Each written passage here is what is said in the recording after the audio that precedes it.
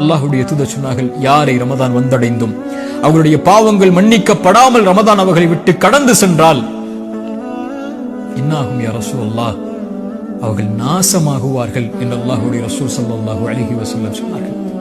இந்த ரமதான் அல்லாஹ்வுடைய அருளை பெறுவதற்கான மாதம், ரமதான் தொழுகைக்கான மாதம், ரமதான் குர்ஆனுக்கான மாதம், ரமதான் நோன்பிற்கான மாதம். யா பாகியல் கைரி அக்பில், நன்மையில் விரைபவர்களை முன்னேறுங்கள் என்று அழைப்பு கொடுக்கப்படும்.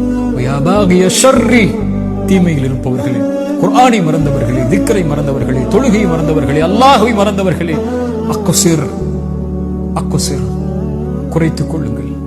வலில்லாஹி உத்தகாஉ மினன் நார், நரகத்திலிருந்து இந்த ரமதானில் விடுதலையாக கூடியவர்கள் இருக்கிறார்கள். ரசூலுல்லாஹ் சொன்னார்கள், ஒவ்வொரு இரவிலும் சுப்ஹானல்லாஹ் ரமதானை பயன்படுத்துங்கள், கண்ணியத்தோடு ரமதானை கழியுங்கள், அதிகம் அதிகம் நன்மைகளை செய்யுங்கள், அதிகம் அதிகம் வணக்க வழிபாடுகளில், குர்ஆனில், திக்ரில் நன்மைகளை செய்வதில், எந்த நன்மையாக இருந்தாலும் அதை செய்வதற்கு